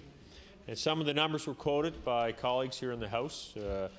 We have 15,000 problem gamblers in Nova Scotia, or 2.1%. We also have and changes this year to labeling under the study, and I believe we're one of 3 provinces in the country who have moved forward on the change in labeling of those at risk who have some characteristics for potential becoming problem gamblers. And that concerns me, Mr. Speaker. It concerns me in my role as the Minister of Health Promotion. Now, on the other side of the coin, Mr. Speaker, we also have 83% of our population that show no risk of developing problems with gambling. But, Mr. Speaker, the fact of the matter is that we do have a mandate to help them and to prevent those at risk from developing a problem. Now, Mr. Speaker, there's been a lot of talk this week about problem gambling, and that is a good thing. Because that is the intention of the conference happening this week. That is the intention of next week's activities for responsible gaming. And by having the appropriate information, by moving forward with respect to the conference, by moving forward with the appropriate consultations with our stakeholders, by allowing them the opportunity through our external consultant to provide their input, Mr. Speaker, I believe at the end of the day we can put forward a strategy which makes sense for Nova Scotia and Nova Scotians. The fact of the matter is this is not a strategy yet, and I've heard that word referred to in the House of Assembly. It is not yet a strategy. It is a discussion paper which outlines, Mr. Speaker, some of the frameworks around which a strategy can be composed of. And Mr. Speaker, if you take a look at what Addiction Services does across our province, there are many positive things happening. 7 days a week, 24 hours a day, the problem gambling helpline. We have between 20 and 30 addiction gaming specialists, and another well over 300 people working in addiction services that in their day-to-day work are involved with those with addictions with gambling. Now, Mr. Speaker, I realize my time is short here, but that being said, I believe that we as a province can do a better job. But I believe we need a focused approach, a multi-pronged approach, an approach which takes a look at everything from social marketing, which takes a look at everything from getting the input we require from our stakeholders and the public, and for ensuring that at the end of the day that we move forward in a socially responsible manner. That being said, Mr. Speaker, the Premier has made it very clear that the government stands by regulated gaming, and there will be speakers for and against that this week at the International Conference. That is the idea, to hear all points of view. And that is certainly something I support, Mr. Speaker, and we will continue to support. The answer will not come overnight to this problem because there are families affected by this, not only those who have addictions, but the families affected. We realize that, Mr. Speaker, but we could turn a blind eye to that, or we can take a positive approach, and that is what we intend to do. Thank you, Mr. Speaker. Member for Dartmouth North. Thank you, Mr. Speaker. And it's unfortunate that we have to stand in this legislative assembly and talk about a revenue-generating source, and the government to use such cynical methods of expounding upon the thought that somehow that if we don't generate the revenues from the gambling or gaming in this province, that somehow we will lose to health care and to education, to transportation and the like. Mr. Speaker, I really don't know what happened prior to gambling, but I do know that we're willing to sacrifice the lives of many Nova Scotians to generate revenue for this province to operate. And Mr. Speaker, that in itself is very wrong. The minister has spoken about its government putting forward through the Gaming Corporation a new direction in gaming for Nova Scotians. The minister has spoke very strongly about this and about the vision and about the challenges and about the principles. Mr. Speaker, this goes beyond visions, challenges, and principles. This is a facade by this government to come back to us and justify why it should continue on with gaming in the province of Nova Scotia to generate revenue to provide those services to Nova Scotians. We have listened and we have heard from the members of the opposition with respect to the social cost and the numbers that have been brought forward to this government. My question, Mr. Speaker, is this, is how many lives are we prepared to sacrifice in order to bring dollars to this province? Is this collateral economics? Is this collateral economics whereby you are prepared to turn around and sacrifice the lives of certain individuals to make sure that your economic purse is available to you to deliver programs and services? Mr. Speaker, the very importance of this resolution 2498 was in fact to have some genuine consensus across this province with respect to what Nova Scotians truly and really think about gambling. And the only way to do that, Mr. Speaker, was through this resolution that was brought forward by the honourable member of Halifax Clayton Park. And that was to have an all-party committee, no biases, no particular interests, an all-party committee to cross this province, or even to be centralized here in Metro. But primarily it would be my preference to cross this province to get the input from all those Nova Scotians who had lost so much for so little. You know, we can accept the fact that Nova Scotians in this province can lose their lives as a result of employment. But how can we accept the fact that Nova Scotians here can lose their lives as a result of entertainment, gaming? How can we even sit in this Legislative Assembly and accept those kind of notions? You know, we don't know the real numbers, but we are told that approximately since the introduction of gaming machines and gambling in the province of Nova Scotia, that some 10 to 12 Nova Scotians have lost their lives as a result of gambling. It's directly attributed, and those statistics aren't mine. They're actually done by the Problem Gambling Services through the Minister's of Health Promotion. He knows the research, the study, and the information that's been available. What was shocking to me the other night when I attended the session with respect, I believe it was Mr.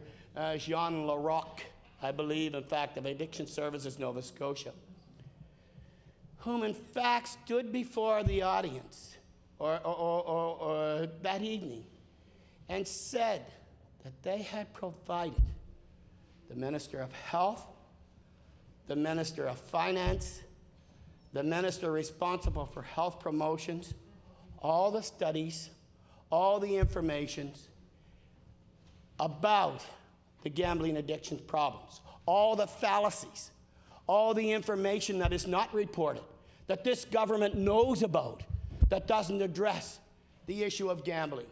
This government knows the odds of someone winning on a video lottery machine.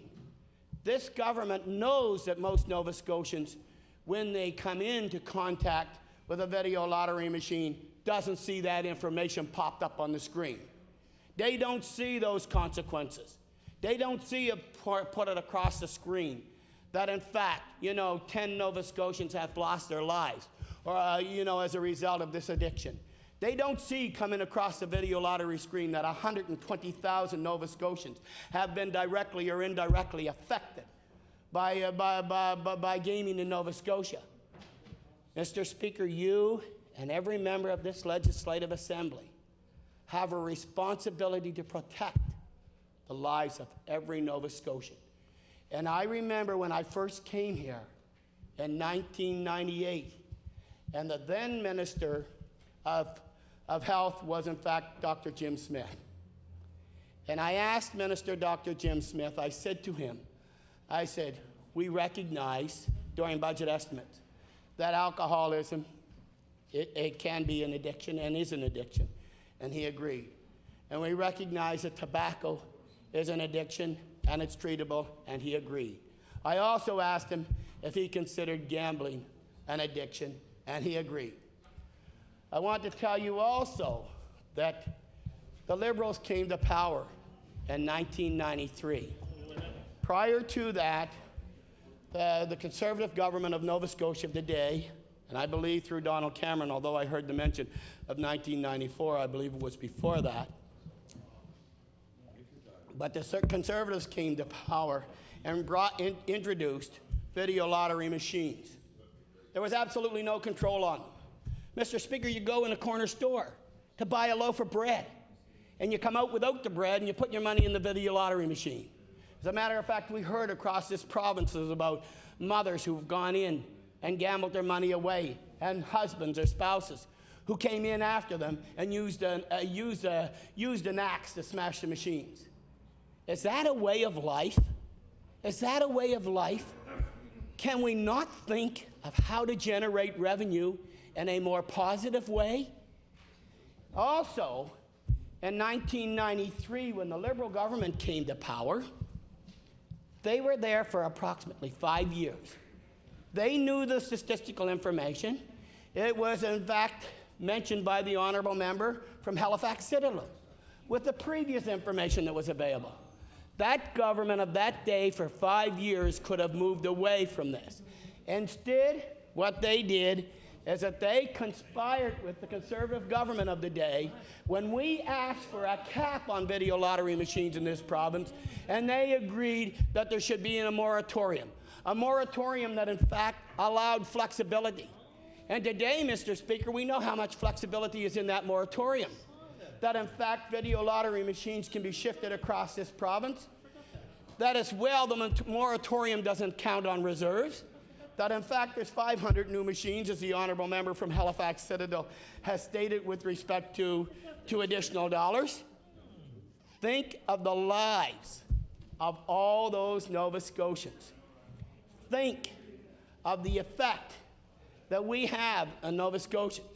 Think of the 6,400 Nova Scotians who spend $14,000 a year on gambling. Think about the small businesses and the businesses that could help and contribute to if they went out there and spent their dollars into what one could consider which is legitimized business operations, buying clothing, buying furniture, buying those things. I know, Mr. Speaker, in small communities across this province and small towns, you can go into any place, a Legion, a drinking establishment, a pub, you name it, and you will see people in those establishments who will and cannot, who will be playing and who cannot afford to be playing those video lottery machines. But because they have this dream, and we heard about it the other evening of how people can be fixated on these types of machines and how they can actually spend their entire dollars. We need someone in this legislative assembly to take this measure by the head and truly, truly, truly address the real need of how we are prepared to deal with what I believe, once again I say, collateral economics. That's economics where I believe we find people expendable for the economic value of a province. That's my term of it. I don't know if it's even such a terminology, but that is my term, Mr. Speaker. And I truly believe that, this is no different than justifying why you bombed out of town because you're in a military action. And all the innocent women and children and men who are not involved pay the penalty and the price for it. There is absolutely a day of reckoning when we need to reconcile where we generate our tax dollars from and please. where those tax dollars are going to be expended, Mr. Speaker. All members' time's expired. Thank you. I wish you did too. Thank you. The honourable member for Halifax Clayton Park. Thank you very much, Mr. Speaker.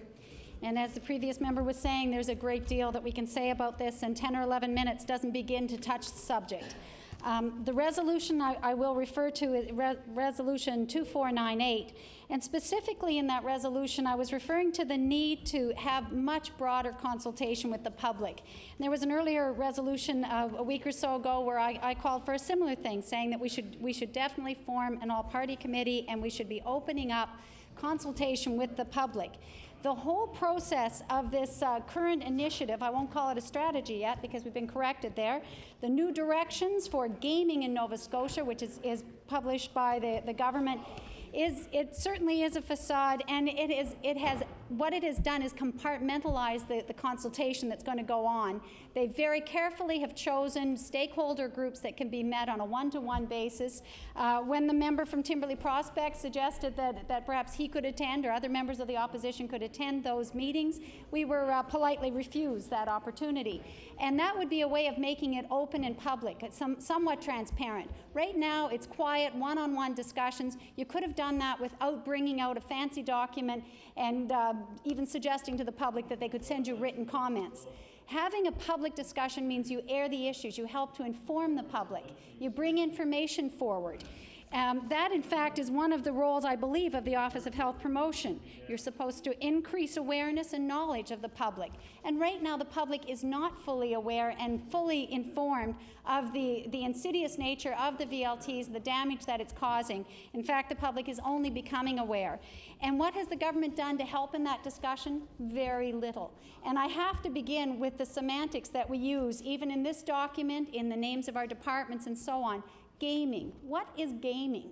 Is gaming entertainment? I think that's the intent. Gaming is fun, and it should be an entertainment source. But you know what? That's just semantics. It's a way to couch and really misrepresent the nature of gambling, because gambling is what it is, and gambling is a vice. It's always been known as a vice. In fact, gambling and the profits we get from it are akin to the sin taxes that we get from liquor or cigarettes. And all three do generate addictions without question, and all members of the House agree with that. So I'm trying really hard to use the word gambling, although we have so carefully couched this as gaming that we have to talk about the Gaming Foundation and the Gaming Corporation and gaming addictions. But that should be eradicated. We should get rid of that term because it's a way to just couch and transform something that is unpleasant into something that people might find a little bit more exciting and fun. So, you know, I think number one, every member of this House should try and take the word gaming out of their vocabulary. Let's stick to the truth, which is gambling. And I think that that's very important because sometimes these things happen in a sort of insidious way where you don't realize they've entered your vocabulary and they've suddenly changed the meaning of words and changed the meaning of behavior and action. So, in my resolution, which was read the other day, Order, please. Would the honourable member allow for an introduction? Thank you. The honourable member for Guysborough, Sheet Harbour. Thank you, Mr. Speaker, and I thank the member for allowing me this time to do an introduction. Mr. Speaker, in your gallery, we have a guy from Guysborough County, Danny Rogers. Danny Rogers is a teacher in the Chedabucta Place in Guysborough. He's also a very accomplished fiddler, teaches fiddling in the Guysborough area, and from time to time has accompanied the honourable member from Inverness to play a tune or two. And also, Mr. Speaker, Danny Rogers was my campaign manager in my last campaign, as well as my constituency president. So I'd ask all members of the House to give Danny a warm welcome. Thank you. Thank you. Certainly welcome the guests to the gallery today. The honourable member for Halifax Clayton Park has the floor. Thank you. Thank you very much. So I'm happy to resume where I left off, which is talking about the semantics and the warped way that we look at gambling in this province and, in fact, in jurisdictions across the world. I'd like to go to the government's dependence on gambling revenue for a moment, because in fact, the experts have shown that as your dependence increases, it becomes harder and harder to make any dramatic change, to reverse the direction that we're going in. And right now, we receive $170 million a year in gambling revenues here in the province. And that works out to about 3.5% of our revenue that we have available. So that is already a very significant number, and was mentioned earlier by the member from Citadel, Halifax Citadel. In fact, with 500 new machines being introduced on our First Nations reserves, that will in some cases put them over the 50% mark in terms of reliance on gambling, because some of the First Nations were already 30% reliant on gambling revenues prior to this doubling of the number of machines. So what we're doing there is creating an environment that's not sustainable, that is so harmful to the people, of Nova Scotia and the people that live on those reserves, because they create a dependency which is unhealthy for everyone. One of the things that we have been asking for over the last year or so, certainly since I've been here in the House, has been that a true cost-benefit analysis be done of this issue. And I realize it's complex, and I realize that people turn from it because of the complexities, but we need somehow to get a better handle on what the true costs are to Nova Scotians, Mr. Speaker.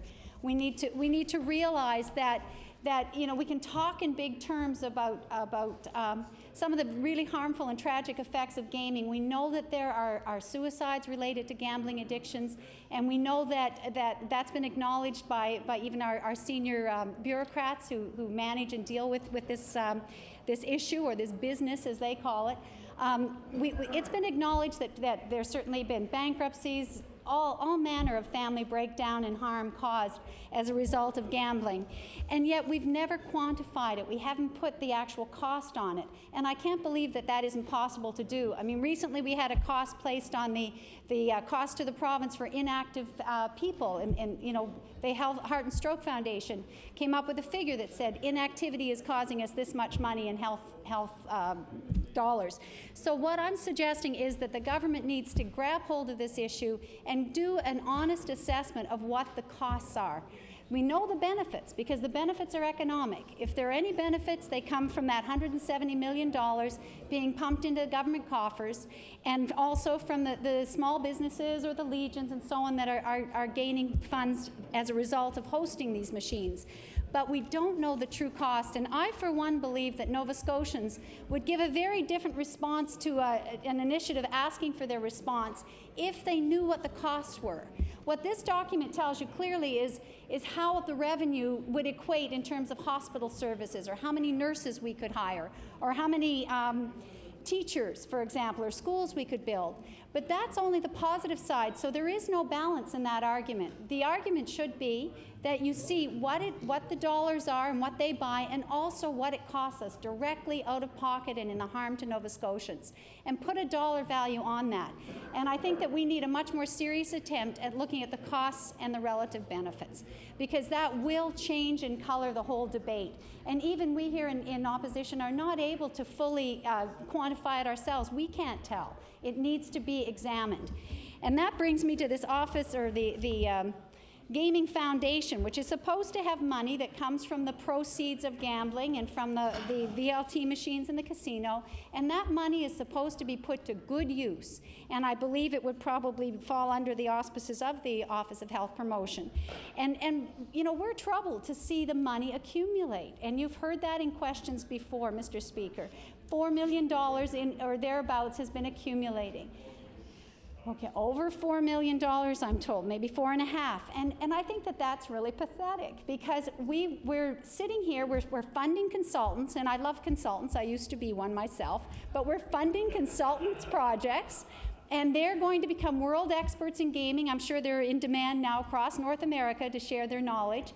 But we're funding them with the proceeds of gambling in Nova Scotia. We're not providing the services that our addicted Nova Scotians need. I think our priorities are totally mixed up. We have to remind ourselves we're a province of less than 1 million people. And in this province, I don't think our role is to be the world leader in research on gambling. I think we could leave that to Atlantic City or New Jersey, I don't know where, somewhere else.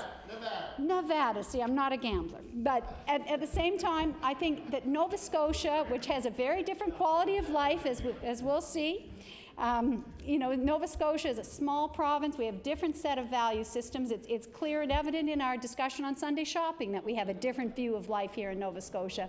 We don't need to be the world experts in whether people gamble more when they drink or gamble more when they retire or what have you. What we need to do is put the money we have available to the services that our people need. And that's exactly what we're not doing. And I really would challenge the minister, Mr. Speaker. I think the minister should review that foundation, review the use of that money, shake up that board if they're not doing their work, and put the money to proper use. And that is to develop proper services for people here in Nova Scotia.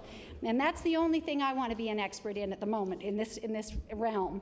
So I think that's something that is clearly a challenge, and it is nothing. It's in fact it's something to be ashamed of, to be sitting on that kind of money that's really designed to help people. And in the meantime, what do we offer for services? We can send them to the Nova Scotia Hospital to do some sort of program there and be withdrawn from gambling, and it's not highly effective. We can offer a helpline where they can call in with their concerns. These things are window dressing. And when we're talking about window dressing, let's move to Responsible Gaming Week. Who on earth is going to even hear of Responsible Gaming Week? Well, maybe, perhaps if you're in the casino, you might. Order, please. The honourable member's time has expired. Sorry. Thank you. Time as well, time allotted for opposition members' business has expired. The Honourable Minister of Transportation, Public Works, and tomorrow's hours and order of business. Yes, Mr. Speaker, we'll meet tomorrow at the hour of 12 noon, and we'll sit until 8 p.m. The order of business will be public bills for second reading, public bills for third reading, and committee of the whole House on bills. And we'll also be doing some private and local bills. So, Mr. Speaker, with those few remarks, I